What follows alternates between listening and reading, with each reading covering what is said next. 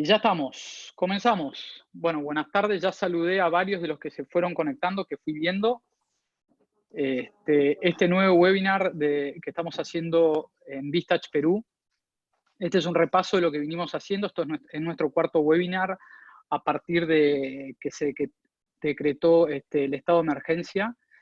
Y fuimos viendo a medida que íbamos comunicando con todos ustedes, con todos los miembros de Vistach, íbamos levantando cuáles eran los temas de interés, y un tema que había quedado pendiente era el tema de hablar propiamente de este virus, que es lo que nos tiene a todos paralizados o en cuarentena.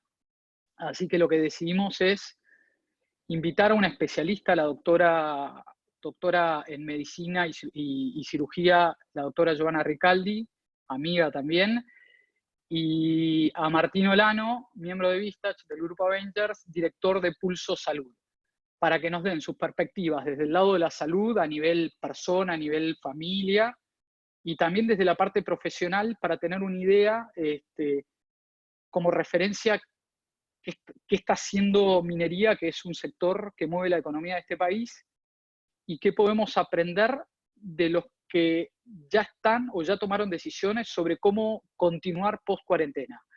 Así que les agradezco a todos. Pueden seguir mandando las preguntas por el chat y le doy el pase a Giovanna. Gracias, Giovanna. Está en mute. Giovanna, estás en mute. No, gracias Fer y gracias por la invitación. El tema que yo quería abordar, más que ir hablando del coronavirus, es tratar la implicación y la gran enseñanza realmente que nos está dejando y no la estamos viendo, ¿ok? Entonces vamos a comenzar. Esto es básicamente para centrarnos. El SARS-CoV-2 es el nombre del virus y es lo que está produciendo el COVID-19, es el nombre de la enfermedad como tal. Para poder hablar de esta diapositiva, tiene una tasa de infectividad de 3, que es dentro de los 3 brotes epidémicos que hemos tenido, el que tiene mayor tasa de transmisibilidad, ¿no? De infectividad. En la siguiente diapositiva vemos ¿cuál es mi tasa de letalidad en un paciente que no tiene ninguna enfermedad coadyuvante? O sea, paciente sano, no tengo hipertensión, no tengo diabetes, tengo solamente una tasa de mortalidad de 0.9, de acuerdo al estudio que se hizo en China, y 1.4 de acuerdo a la OMS, pero vemos cómo va aumentando la tasa de letalidad conforme a enfermedades que voy teniendo, cardiovascular, hipertensión, diabetes. Ok, entonces, sí, en la siguiente tarea. Acá vemos que la tasa de mortalidad en China es de 3.8, Perú 4.1, España 10, Italia 12. ¿Por qué varía la tasa de mortalidad de un lugar a otro? Pues lo vamos a ver enseguida. Entonces, de acuerdo a la edad, al rango de edad de 50 a 59 años se dio en la población en China, por eso tienen una tasa de mortalidad del 2%. En España es del 60 al 69%, en Italia es del 70 al 79%. Por cada 10 años que sumo, se va duplicando la tasa de mortalidad, que podría ser explicada por las enfermedades que tiene o por la misma paciente adulto mayor, ¿no? En la que sigue, vemos que efectivamente se respeta eso, ¿no? En Perú, entre 60 y 69 años, es la tasa de mortalidad más grande. En la siguiente, y acá vemos que la tasa de mortalidad se está centrando en pacientes con hipertensión. Obviamente, pacientes con diabetes, con enfermedades cardiovasculares y con enfermedades pulmonares también son prevalentes. Entonces, va uno, la edad, y va el otro que es las enfermedades. Y acá este es central, porque acá me permite ver que la diferencia de pacientes que sobrevivieron y los que no sobrevivieron, lo que vemos es que están expresadas ahí dos moléculas de inflamación, la interleuquina 6 y la ferritina. Esto básicamente no me interesa que sepan los nombres, pero para que centren que acá ya había una diferencia, que pacientes que estaban inflamados y pacientes que no lo estaban. En la siguiente, acá. Entonces se ve que toda la enfermedad se desarrolla con 3 estadios. Al inicio me interesa, sí, la carga viral a la que estoy expuesta, pero luego vemos que a partir del segundo estadio hacia el tercer estadio ya viene una tormenta inflamatoria, que es la que me está causando la mayor tasa de mortalidad, pero, o sea, enfocado a lo que es la edad y a las enfermedades que puede tener el paciente. Entonces, clave es saber qué es una inflamación. La inflamación es ante un estímulo, activo los macrófagos. Estos macrófagos estimulan las proteínas de inflamación, interleuquina 1 y TNF-alfa, y estos, como no son suficientes para lidiar con este patógeno que puede ser el virus, llaman moléculas como el neutrófilo, estimulan la prostaglandina E2 para que haya toda una cascada de inflamación. Entonces, si yo me estoy expuesta a virus, a bacterias, a células cancerígenas, a traumatismos, a toxinas, voy a estimular un receptor. Ese receptor estimula toda la cascada de inflamación y este expresa la molécula prostaglandina E2. Entonces, ácido araquidónico es la inflamación. Yo para hacer frente a una bacteria no necesito nada, el cuerpo lo hace solo. Me inflamo, producto de esa inflamación elimino el virus. Pero luego de esa inflamación yo tengo un freno para que esa inflamación no continúe. Ese freno depende básicamente de EPA, que es el omega 3, y la vitamina D. Entonces ahí ya me está diciendo que mi alimentación y los suplementos son básicos. En la siguiente diapositiva vemos que yo necesito el omega 3 y el omega 6 para generar 2 moléculas que bloquean la molécula prostaglandina E2, que era la que se iniciaba la inflamación. Entonces, yo para inflamarme no necesito nada, pero para resolver la inflamación sí necesito tener un equilibrio en la alimentación. En la siguiente diapositiva, vemos como el inicio de la inflamación ante la agresión, traumatismos, virus, bacterias, y esto debería llevar a lo que es la resolución de la inflamación. Pero, ¿qué es lo que ocurre actualmente? Ya no me estoy desinflamando, hago una inflamación crónica de bajo grado. Entonces, en la siguiente, entonces, si yo tengo un nivel de inflamación que debería ser, o sea, yo en moléculas de inflamación 1%, en 1. Y para yo desinflamarme, el EPA debería estar en 1, máximo 1/5. Componente inflamatorio y componente antiinflamatorio. Eso debería ser 1/1 o 5/1. Pero lo que ocurre en España es que ese estatus inflamatorio es de 35/1. Son pacientes que ya tienen un estatus inflamatorio muy elevado. Estados Unidos es de 75/1.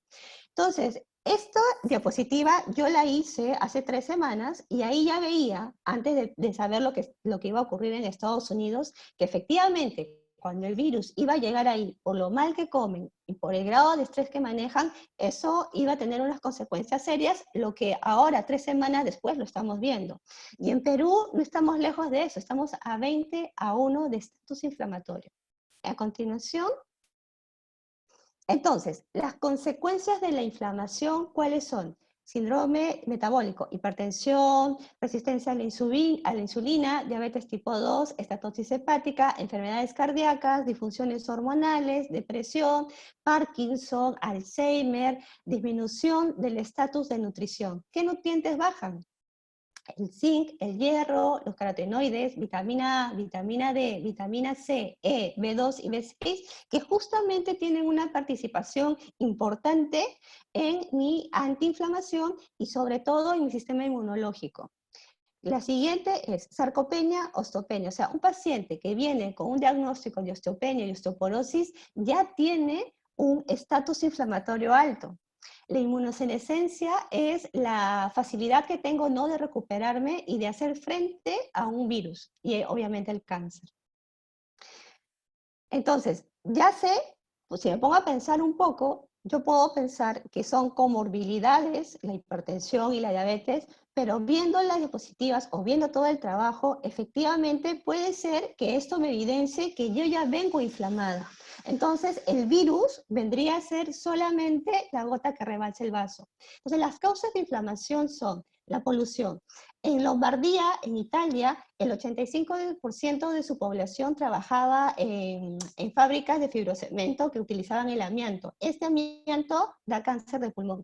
El 85% que estaba expuesta al amianto definitivamente tenían lesiones pulmonares y tenían cáncer. Por eso, todo el caos y la enfermedad tan agresiva que se está desarrollando ahorita en Lombardía. La siguiente causa es el tabaco. El tabaco, el virus viene a ser como una llave y la cerradura son justamente esos receptores, ECA2. Cada uno de nosotros tenemos una cantidad de receptores. Entonces, las personas que fuman tienen más receptores ECA2, que son como un montón de cerraduras, y efectivamente, si yo me pongo una carga viral importante, voy a tener varias puertas de ingreso. Y el simple hecho de fumar, de por sí, ya me condiciona a estar preinflamada. El sueño inadecuado y la cronodirrupción. Se hizo un estudio en el cual el paciente que dormían 7 horas se les hizo dormir 6, a los que dormían dormir 6 se les hizo dormir 5, y se vio cómo expresaba moléculas de inflamación y aumentaba la resistencia a la insulina. Entonces, los trabajos que son nocturnos están muy relacionados a enfermedades cardiovasculares por la inflamación crónica, incidencia de cáncer, psoriasis, esclerosis múltiple, artritis reumatoidea y tiroiditis. No duermo, me inflamo. Y los pacientes que tenían menos de 5 horas de sueño aumentaban el número de resfriados frente a rinovirus. En la siguiente diapositiva vemos que justamente la melatonina la están usando como medicamento adyuvante al tratamiento del COVID-19. ¿Por qué? Porque es un antioxidante fundamental que pierdo si no duermo. La inactividad física, es la siguiente. Entonces, acá se hizo un estudio con personas que tenían 72 años, los obligaron a hacer menos actividad física, que eso implicaba caminar menos de 1500 pasos durante 2 semanas. Y luego de esas 14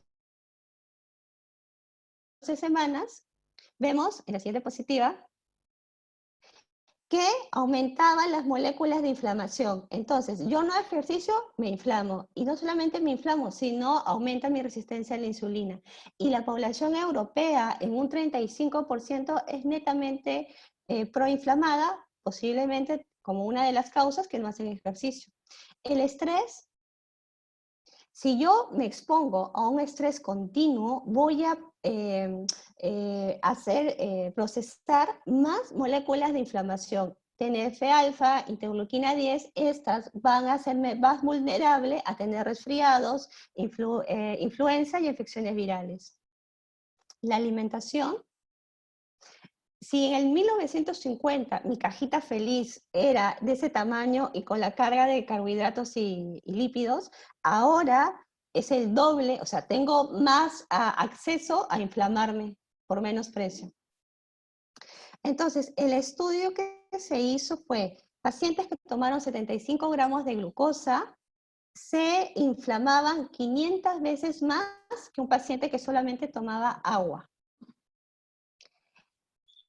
En contraposición con el pan, por ejemplo, 50 gramos de carbohidrato viene a ser un pan, y esto también produce una inflamación tal cual tomaría 55 gramos de glucosa. Esto netamente es proinflamatorio. Yo solamente comiendo esto y haciendo ejercicio, que también veo pacientes que hacen ejercicio, pero comen todo esto, obviamente su estatus inflamatorio va a ser sumamente elevado. La obesidad. Esto es alarmante, en realidad, que el 76% de la población mundial tenga un exceso de grasa corporal, nos habla que el 76% de personas están proinflamadas. Entonces, este es un estudio que se hizo en pacientes italianas de 35 a 40 años que tenían el peso normal pero eran obesas. ¿Por qué efectivamente se puede dar esto? Claro que sí, porque yo tengo menos músculo y más grasa y puedo pesar lo mismo que un paciente que tiene más músculo y menos grasa. Entonces, pero la grasa ahí ya me lleva a ser proinflamada. El porcentaje de obesidad en pacientes de 25 a 64 años de edad en España el 25% ya tenía obesidad. Entonces, si nos ponemos a pensar, ya era una población en edad avanzada y por todo lo que le estoy mostrando netamente inflamada. Entonces, lo que está ocurriendo, lo que estamos viendo, no dista de lo que podría ocurrir acá. Nosotros teniendo el 70% de población con sobrepeso, y siendo el 31.1% de adultos mayores, quiere decir mayores de 60 años, que tienen sobrepeso. Las endotoxinas, vamos a ver que vía oral y por el intestino. Este estudio fue en pacientes que tenían una mala higiene bucal, hicieron una inflamación crónica y esa inflamación crónica desencadenó en una enfermedad cardiovascular. Y los pacientes que hacían deportes no es que se libren de no estar inflamados, ok, hacen deporte, duermen bien, pero ellos utilizan geles que netamente tienen, son sustancias proinflamatorias, el Gatorade y todo lo que toman para hidratarse, que también es sumamente tóxico. La deshidratación, de por sí, por hacer ejercicio extenuante, disminuye la fluidez de la saliva, que es mi primera barrera de defensa contra un virus que puede ingresar. Entonces, la salud oral es inversamente asociada a riesgo de lesión. Un deportista se puede lesionar rápidamente y continuamente y solamente la causa ser una mala higiene bucal. Y la otra es el intestino. El intestino, las células epiteliales deben estar una junto a otra por uniones, y esas uniones se pueden romper. Entonces, las bacterias que están en el intestino, que están mal digeridas, o las que son gram negativas, penetran y producen una inflamación a nivel sistémico. Entonces, las causas de perder la integridad del epitelio intestinal son el estrés, los AINES, naproxeno, ibuprofeno, la disminución del zinc y la vitamina D. Entonces, la disminución del zinc y la vitamina D son causa, pero también son efecto. Las saponinas y las capsaicinas son los granos, por ejemplo, la linaza. Por eso aconseja al paciente reposar la linaza una noche anterior. El alcohol se ha comprobado que tomando una copa de cualquier bebida alcohólica ya lleva a una disrupción del epitelio intestinal. La disbiosis, que es la pérdida de continuidad o la pérdida de la integridad de las bacterias buenas y malas, la pérdida del equilibrio, mejor dicho. Y las prolaminas y las lectinas que están en las menestras, no todos, esos son en algunos casos, los aditivos a alimentos procesados y las comidas occidentales, como ya lo habíamos visto. En la siguiente diapositiva vemos que los pacientes mayores de 60 años, o sea, el hecho de tener 60 años, ya me conlleva a yo ya estar inflamado. O sea, yo ya tengo tendencia a no resolver una inflamación, por ende, no tengo una buena respuesta para manejar infecciones. En la siguiente, entonces, este es un resumen. Si yo no hago ejercicio, si yo tengo obesidad, si como la dieta occidental, si tengo alteraciones de la flora, el estrés, no duermo bien, fumo o estoy en una zona de contaminación, voy a producir una inflamación crónica, o sea, una inflamación que no se resuelve. Y como consecuencia de esa inflamación que no se resuelve, obviamente, diabetes, estatosis hepática, enfermedades cardiovasculares, disfunciones hormonales, depresión, Alzheimer, sarcopenia y osteoporosis, la inmunosenescencia, no voy a resolver bien mis cuadros virales y efectivamente un cáncer. Entonces las soluciones que tengo que hacer es, primero se recomienda que 2 horas al día el paciente haga lo que le gusta. Entonces, en el estudio se vio que las pacientes mayores de edad que escuchaban la música que más les gustaban, disminuían la interleuquina 6, que es una citoquina inflamatoria. Hacer ejercicios, definitivamente. Entonces, acá había una población, dos grupos. En uno se hizo charlas de alimentación sana, el único ejercicio que hicieron fue estiramientos, y el otro grupo hicieron ejercicios por 3 semanas. Y después de esas 12 semanas, lo que se vio es en el siguiente cuadro, es que el paciente que hacía ejercicio disminuía la inflamación. Pero el paciente que solamente era comer sano y no hacer actividad física, inclusive algunos aumentaron su inflamación. La siguiente es sincronización circadiana. Entonces, tomar melatonina cuando viajo efectivamente me ayuda a mantener a estar desinflamado. Entonces, si yo viajo, llego para mí, para el país natal, es de noche, pero llego de día, tengo necesariamente que estar expuestos a luz. Y en la noche tomar la melatonina para no romper mi ritmo circadiano. Si yo me expongo a una oscuridad parcial, puedo producir mi melatonina a las 11:30 de la noche. Pero si me expongo a una luz brillante, puede pasar toda la noche, voy a dormir, pero no voy a producir melatonina. Entonces voy a estar proinflamado. Dentro de los micronutrientes, no voy a hablar ahorita de suplementos como tal, vamos a hacer algo que pueden hacer ahora en casa, que son la alimentación. Entonces vemos que todos los vegetales tienen el magnesio, el hierro, el zinc, el cobre necesarios para mantener un sistema inmunológico ideal, un sistema inmune. Pero también el zinc está en las carnes y en los cereales. Entonces, una alimentación balanceada en base a proteínas y vegetales es lo ideal, sobre todo en épocas de cuarentena. La vitamina D, yo no les aconsejaría que se suplementen si antes no se hace un estudio previo, porque si yo suplemento, si yo empiezo a tomar vitamina D de forma irracional, puedo hacer el efecto contrario, inclusive puedo llevarme a una inmunosupresión. Entonces, lo que se aconseja, la manera más fácil, es exponer brazos y piernas la mitad del tiempo en producirme el enrojecimiento, y solamente haciendo eso tengo 2.000 a 3.000 unidades de vitamina D3. La alimentación. Una forma de yo empezar a mejorar mi alimentación en casa es disminuyendo mi cantidad de alimentos procesados. Entonces, disminuyo los alimentos procesados, disminuyo la cantidad de parrillas que puedo hacer en casa, puede ser una vez a la semana. Y si la hago, procurar marinarlo en vinagre, perfecto, y cocinar con alta humedad. Y acá vemos la comparación entre una dieta baja en grasa y una dieta baja en carbohidratos. Y se vio que la dieta baja en carbohidratos lo que disminuye son los triglicéridos, pero sobre todo disminuye los factores de inflamación, acá evidenciada en la disminución de la proteína C reactiva.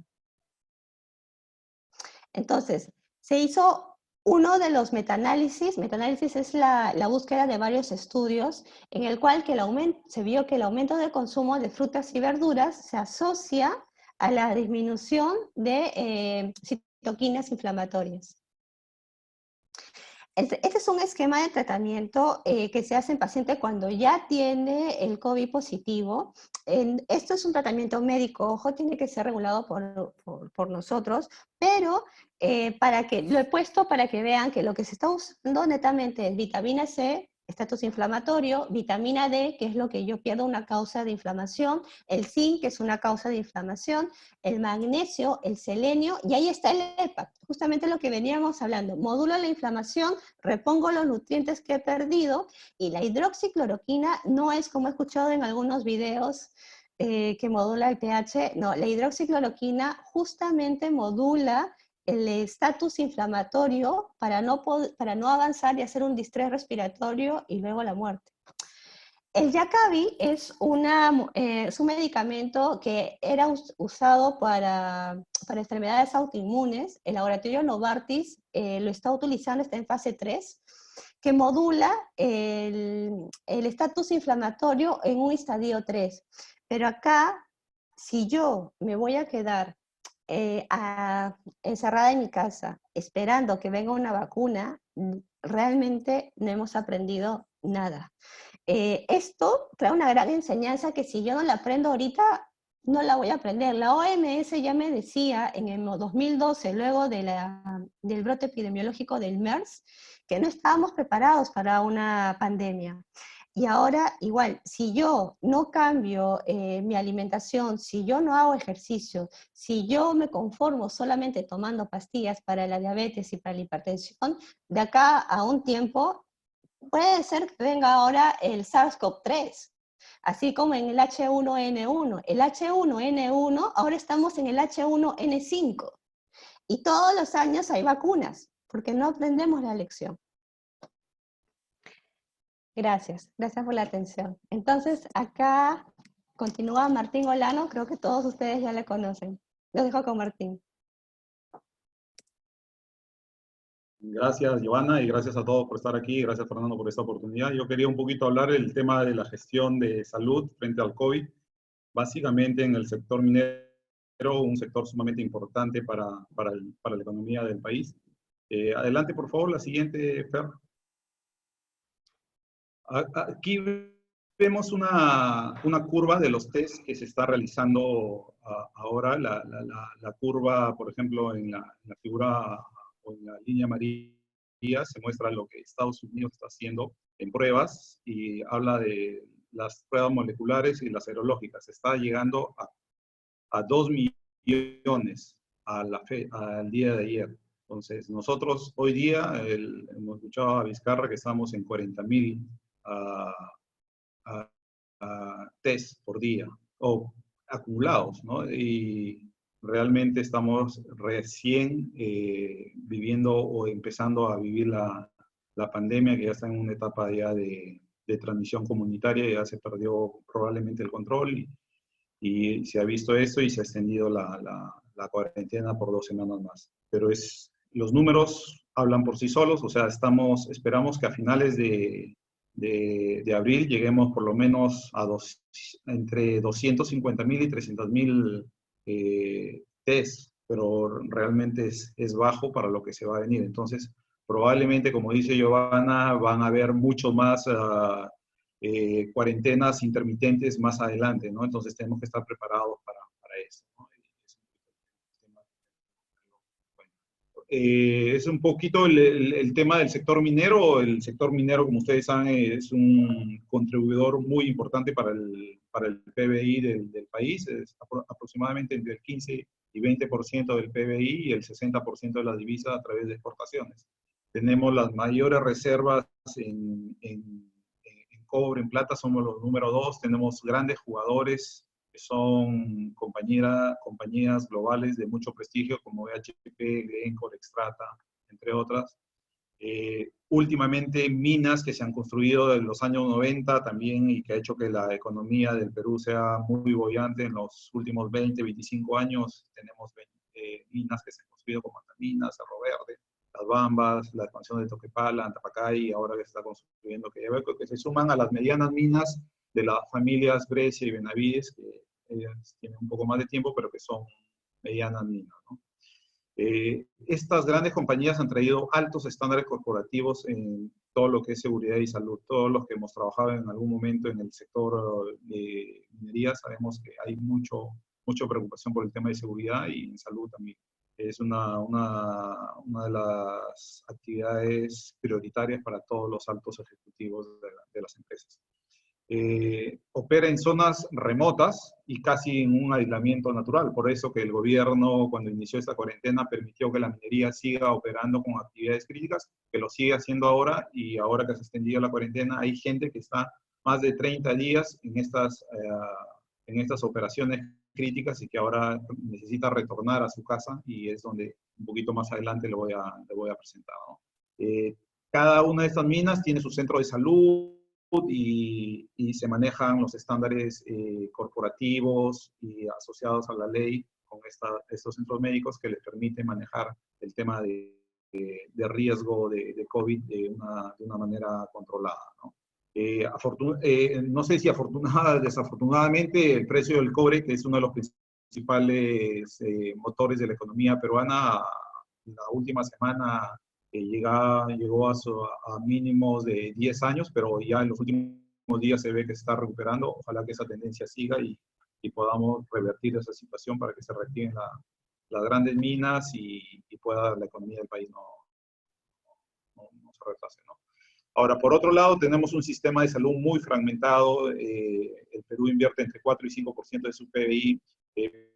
Países vecinos nuestros en la región están sobre el 8 y 10% del PBI, y países de OECD 10%, Estados Unidos está sobre 20% del PBI, y con del COVID no pueden controlarlo con esos niveles de inversión. Entonces, preparémonos nosotros para que lo que vamos a ver en las próximas semanas va a ser muy, muy, muy complicado lo que tenemos. Ahí hay información que las camas UCI están llegando ya a su tope y es complicado. Se ha invertido mucho en los últimos años en infraestructura física, en camas, hospitales, en infraestructura, pero muy poco en recursos humanos y sistemas de gestión que incorporen el tema de tecnología para poder trabajar, ¿no? de forma remota.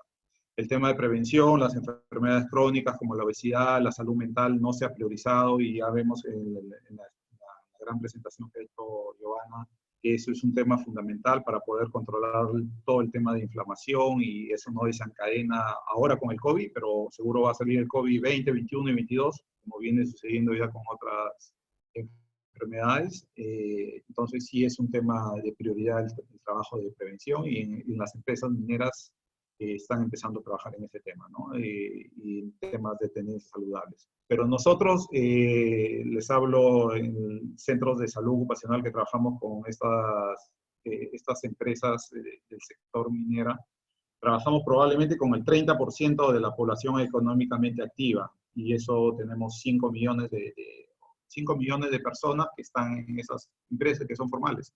Pero tenemos el 10%, o el 10 millones de peruanos que son informales. Entonces, el tema de salud tenemos que ver qué hacemos con ellos para poderlos incluir y ver que sea un sistema un tema sostenible, porque si bien lo vamos a resolver en las empresas, de eso no tengo duda, y vamos a controlar el COVID, pero ¿qué hacemos si no podemos controlar al sector informal, a la señora, al señor que vive del día a día y que nunca probablemente se ha hecho un chequeo médico y no sabe cómo está su estado de inflamación y solo va al médico cuando ya tiene una enfermedad que ya es muy complicada de tenerla? Entonces, por un lado tenemos el sector minero, que es muy, muy potente, pero el sector salud, que depende del gobierno y de algunas empresas reguladas, pero que es muy limitado, ¿no? Entonces tenemos que ver y pensar ahora, yo creo que tenemos una gran oportunidad para introducir un sistema donde sea más inclusivo, solidario con todo ese tema de los informales, ¿no? Y es algo que tenemos que resolver ahora post-cuarentena. Entonces, ya un poquito entrando en lo que ha hecho el sector minero en temas de gestión de salud, o sea, ellos definitivamente han marcado sus etapas. Hubo una primera etapa de emergencia, donde se formó comités de crisis, se redujeron las actividades y solo se dejaron actividades críticas, porque las mineras tienen presas de relaves, y esas presas de relaves necesitan estar en cuidado y estar regulando el pH para no generar daño ambiental, ¿no? Entonces se queda algunas personas manejando este tema, y así hay otras. Dentro de las mineras hay algunas actividades que necesitan mantenerse, ¿no?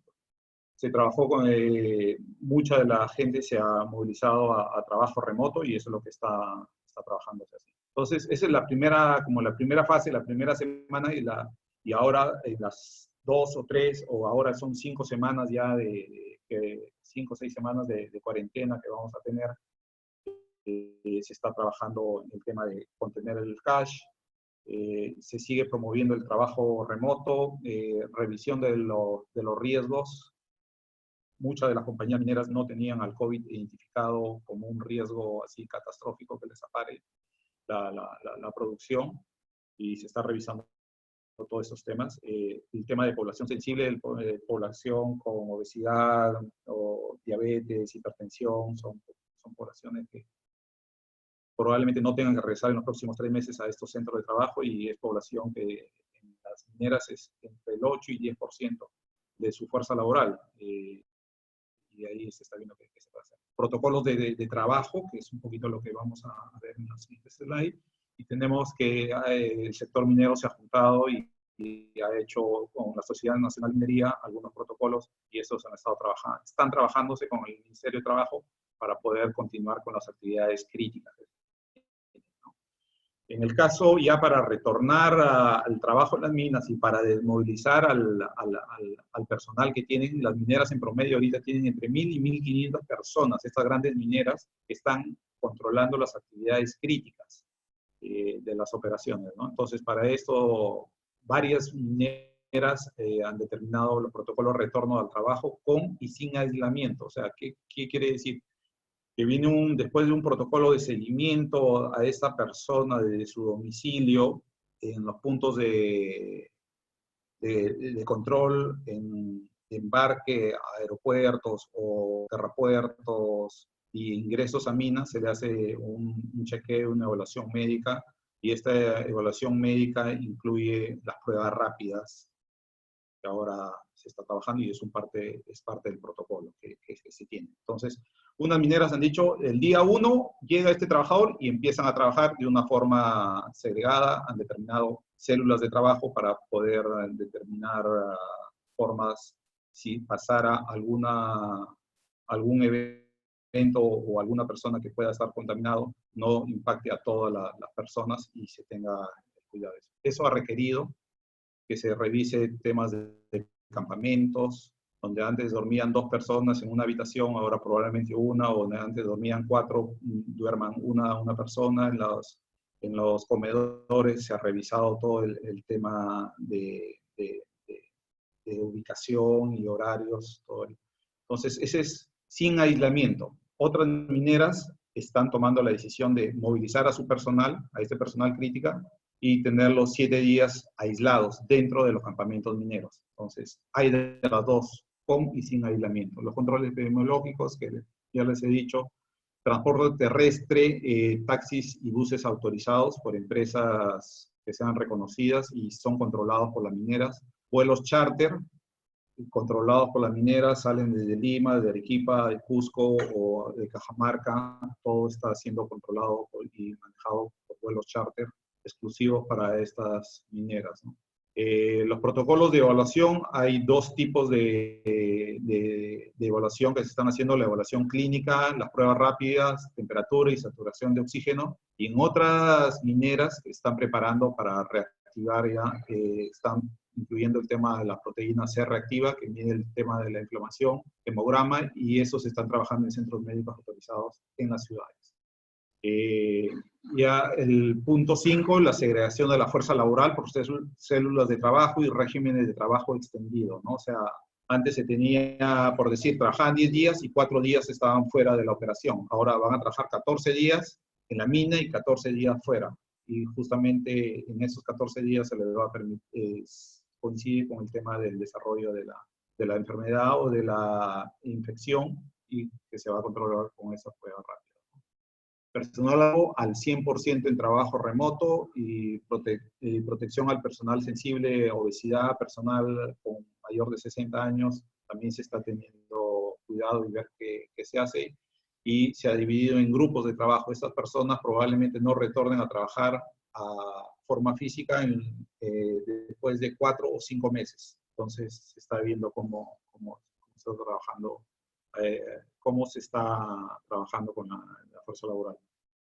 Hay suspensión de reuniones presenciales. Lo que pasa es que en minas siempre se tiene reuniones de coordinación de inicio de turno o en periodo, durante proyectos de construcción masivos, se tiene a 50, 60 personas en reuniones de coordinación diaria. Eso se ha prohibido.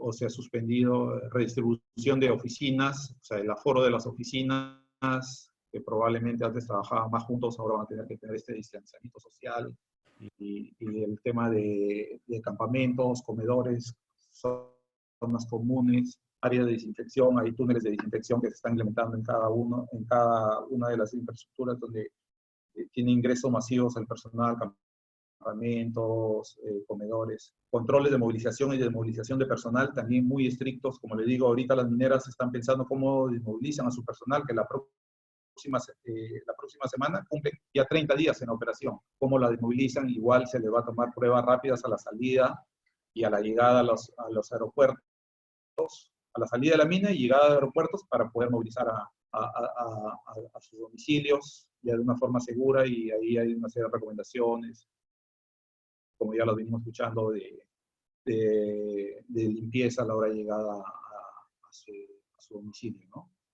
Y hay protocolos específicos para casos sospechosos y probables dentro de la operación minera. Como les comenté inicialmente, hay centros médicos y hay zonas ya preparadas para poder aislar a estas personas que serían casos sospechosos o contactos con esas personas sospechosas. Hay líneas telefónicas dedicadas para dar soporte y para dar feedback por si hay un trabajador que no, por temor a perder su trabajo o algún tema, se tenga esa línea dedicada para poder reportar algún evento de sospecha, ¿no?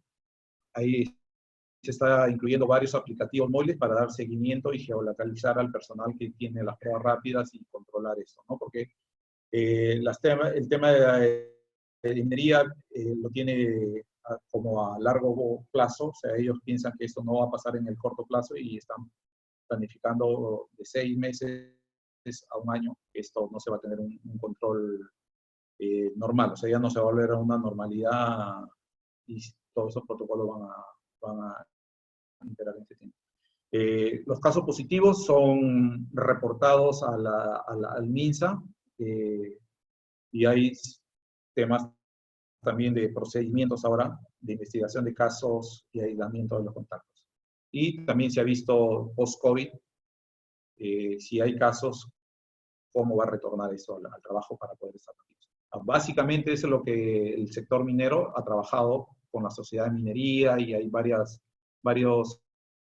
controles, vemos termómetros digitales en los accesos, cámaras detectoras de temperatura, todo eso se ha trabajado, las zonas de aislamiento, las pruebas rápidas y los protocolos se tienen muy establecidos y ellos como que están listos para operar. Y como están desarrollando actividades críticas y necesitan movilizar su personal, estos procedimientos también los están aplicando, ¿no? Y los van a empezar a trabajar desde la siguiente semana.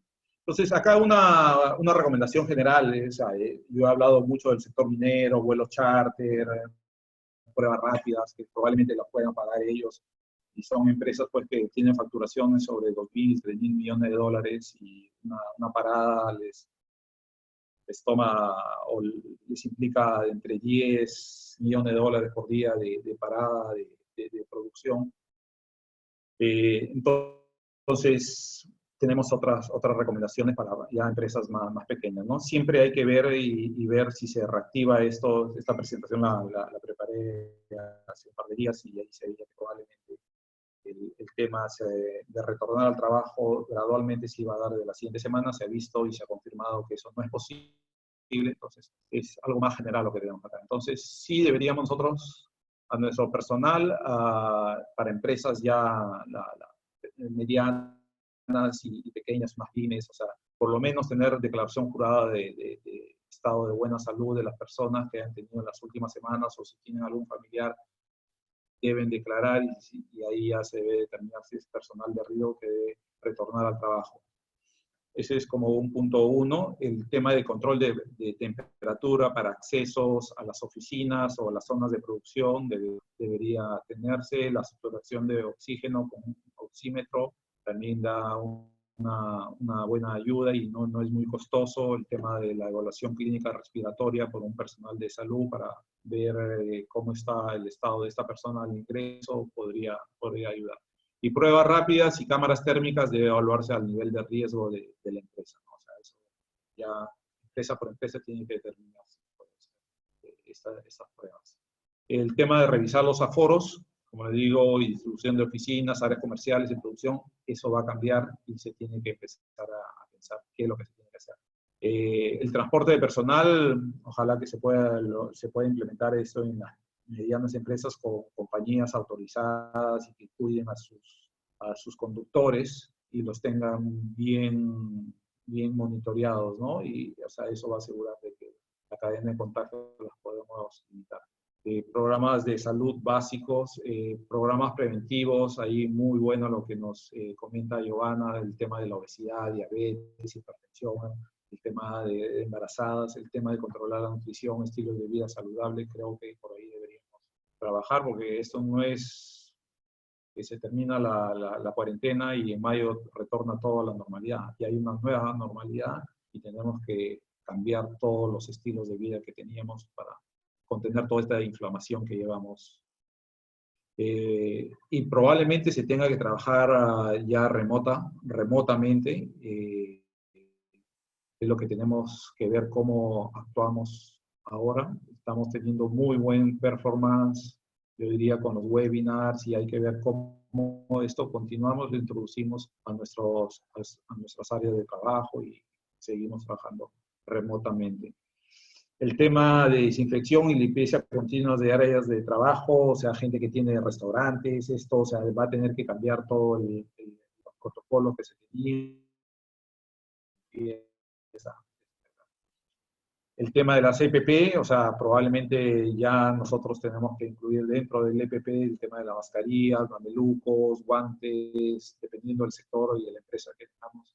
Adicional al tema de ya de limpieza de manos, que viene el tema de autocuidado propio, ¿no? Pruebas, temas de mantenimiento de aire acondicionado, filtros EPA. Y hay una recomendación, siempre el tema de vacunación contra influenza, vamos a entrar en un periodo de otoño, invierno, y nos va a agarrar con eso, entonces también hay que ver que estar saludables para poder vacunarse y poder controlar ese tema. Otras enfermedades que nos hagan vulnerables al COVID.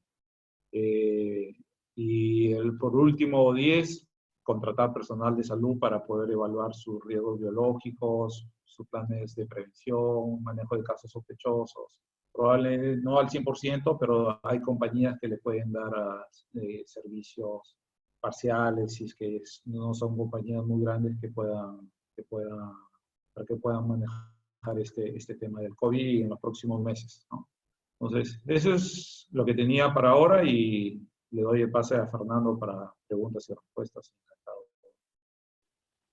Buenísimo, muchas gracias Giovanna, muchas gracias Martín. Vamos a hacer preguntas que fui recibiendo, 15 minutos. Para las preguntas, si quedara alguna sin responder, les vamos a dar la presentación de Martín y de Giovanna, que ahí están sus contactos para poder consultar directamente a ellos. Martín, estoy viendo preguntas que ya has respondido, pero voy a elegir una. Una empresa, ¿cuánto tiene que invertir una empresa que en promedio tiene 100 empleados para implementar las medidas de seguridad que acabas de decir? Mira, unas medidas básicas debería estar por empleado entre 60 y 70 dólares, o sea, estamos hablando de un promedio anual de 7,000, 8,000 dólares, lo que debería más o menos para tener las medidas básicas, ¿no? O sea, controles de temperatura, algunos chequeos médicos y algunas charlas y motivación para temas de introducir temas de estilo de vida saludable, ¿no? O sea, es lo mínimo básico que tendrían que tener, ¿no? Ok. Martín, otra pregunta. ¿Qué tan fácil son de conseguir las pruebas rápidas para una pyme? Ahora es un tanto complicado. Las grandes empresas están comprando masivamente las pruebas PYME y ahorita hay un desabastecimiento en el sector privado de pruebas rápidas. Ok. Giovanna, consulta para Giovanna. ¿Qué hago si tengo síntomas? Como persona natural, ¿llamo a Minsa o consulto a un privado? Ya, esto yo lo voy a hablar de acuerdo a lo que yo he vivido, ¿no? Entonces, yo he estado haciendo monitoreo de pacientes míos que han tenido algún síntoma y que han llamado al 103. Sí, en verdad nunca han contestado, ¿no? Entonces, algunos de ellos han ido a instituciones privadas y el otro restante pues los he manejado yo. Lo que hago es... se da un cuestionario que hemos perfeccionado y si tiene una puntuación positiva, efectivamente le mandamos a tomar un hemograma y una placa. Y si eso sale positivo, si en caso lo sí, o sea, si hay placa positiva, tiene que estar internado definitivamente, pero si es negativo y le hacen la prueba, si es la prueba y es positivo y lo mandan a casa, que es lo que está pasando, se le inicia un tratamiento de estadio 1, ¿no? Que lo manejamos nosotros en el consultorio. Entonces, yo ahora mismo estoy manejando a varios pacientes de esa manera, bajo el control de los cuestionarios, y hasta ahora todo ha estado felizmente bien. Pero la verdad que Minsa, hago de una opinión desde lo que yo he visto, ojo, que no está respondiendo como debe ser. La mayoría de mis pacientes, es más, yo hice una charla el día de ayer a todos mis pacientes y todos, la primera persona que van a llamar no va a ser Minsa, definitivamente, por el riesgo de contagio o porque se sabe que no están contestando las llamadas, ¿no? Y porque Ok, las van a muchas mandar en gracias. casa con Panadol, ¿no? Ok, muchas gracias, Giovanna. Otra de las preguntas ¿es más, menos o igual de letal que una gripe de las que estamos acostumbrados, el COVID-19? La letalidad del COVID es bajísima, es 0,9. Lo que va aumentando la tasa de mortalidad es de acuerdo a la patología que yo tengo. Si un paciente no tiene nada, es 0,9. Si tengo hipertensión, 10,4. Si tengo diabetes, 11,2. Entonces, va aumentando de acuerdo a las enfermedades que pueda tener y al grado de estatus inflamatorio que tenga. Entonces, hay pacientes también de 60 años, 70 años con comorbilidades positivos a COVID ya han salido.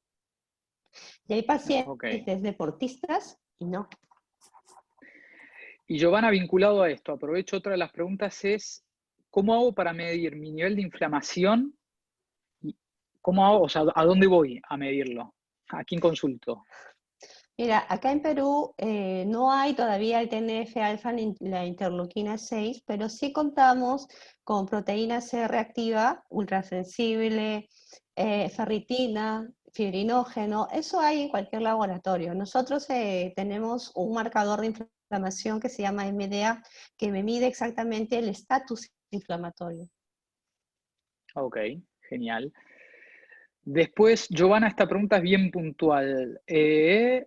Una consulta para pacientes hipertensos con tratamiento de IEK o ARA2. ¿Cuál sería la alternativa? Claro, el problema del IECA es que hace que los candados sean más, entonces hay más llaves que puedan ingresar al cuerpo. Si el paciente es COVID positivo, en estadio 1 sí se cambia la medicación. Puede ser por un antagonista de calcio, eso lo tiene que ver. El paciente no lo puede hacer esto y solamente se hace el cambio si es positivo y eso lo tiene que manejar el médico que está tratando o su cardiólogo. Gracias, Giovanna. Para Martín, Martín, ¿la declaración jurada para personal contratista que ingresa a las instalaciones o personal a destajo tendría algún valor? Eh, yo creo que sí, porque de todas maneras un contratista o personal que va part-time o proveedor puede estar con algunos síntomas y sí podría tener una complicación si contamina a personal propio, ¿no? Entonces, hay que limitar el tema de visitas externas y todo, ¿no? O sea, de repente tener zonas muy aisladas de las zonas de operación o donde se pueda reunir con esas personas. Lo ideal es fuera de la zona o de oficinas o de zonas de operación, ¿no? Ok, muchas gracias, Martín. Pregunta que creo que es válida para los dos. Si no lo reportamos al MINSA, ¿no aportaríamos al subregistro de datos y no tener un adecuado seguimiento epidemiológico? Lo que pasa es que dentro del protocolo que nosotros tenemos, si bien lo podemos manejar nosotros tendríamos que reportarlo. De todas maneras, se reporta sí o sí, que puede ser el manejo particular, pero se reporta. Ok, genial. Sí, sí, no, hay Yo, que reportar de todas maneras. de todas maneras, genial. Después, para la doctora Ricaldi, una persona que es hipertensa, ¿puede tomar el iversartán si es positivo? No. Hay que cambiarlo porque son dos familias, todos los YECAS y todos los ARA2. Y el ivermectin entra a los ARA2. Entonces, tiene que ser, si es COVID positivo, tiene que hablar con el cardiólogo para que lo puedan cambiar. Sí. Gracias, Giovanna. Martín, otra pregunta. ¿Cuáles son los recaudos mínimos que sí o sí tengo que tener en cuenta siendo una pyme? ¿Qué sería lo mínimo que debería ser? Lo mínimo que debería ser un control de temperatura, ¿no? O sea, un control de temperatura y la declaración de... Hay una encuesta que es también provista por el MINSA, donde tienes todo, haces una declaración si has tenido contacto con una persona, si tienes síntomas. Entonces es una declaración jurada. Esa declaración jurada para todas las personas que ingresan a las oficinas y el control de temperatura debe ser lo mínimo necesario que se debería desarrollar o debería hacerse adicional a todas las medidas sanitarias, ¿no? Lavarse las manos, a estornudar, en el codo, o sea, esos temas de cuidado, de mantenerte alejado de las personas y en las oficinas a 1,50 m mínimo, 2 metros ideal, pero esos temas, si estás enfermo o estás mal, o si has sido recientemente diagnosticado con diabetes o hipertenso, no deberías ir a las oficinas, deberías mantenerte en tu domicilio hasta recibir un tratamiento o médico, ¿no? Ok. Sí. Ok, Martín, una última pregunta, pues ya estamos a las 6 y la idea 2 minutos más y terminamos. Y el resto de las preguntas se conectaron más de 120 personas.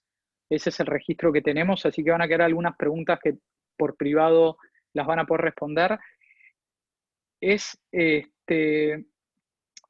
Soy una pyme, tengo ¿cómo se dice? Un empleado contagiado.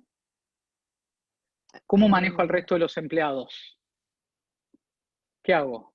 Hay, hay protocolos y ahí se tiene que trabajar, ¿no? Con varios escenarios donde los detectados, o sea, primero, si lo detectas dentro del trabajo, o sea, aislar la zona de trabajo y hacer todo el tema probablemente el tema de las pruebas rápidas van a ayudar para las personas con las que él ha tenido contacto y ver qué hacer con reportar al MINSA de esta persona para que le hagan la prueba de PCR, ¿no? Y poder determinar, y ya el MINSA de ahí se encarga de manejar esto, ¿no? Entonces sí deberíamos aislar todo el personal que tenemos alrededor de esta persona ya sospechosa, ¿no? Hasta que el MINSA es el único que emite realmente si la persona ha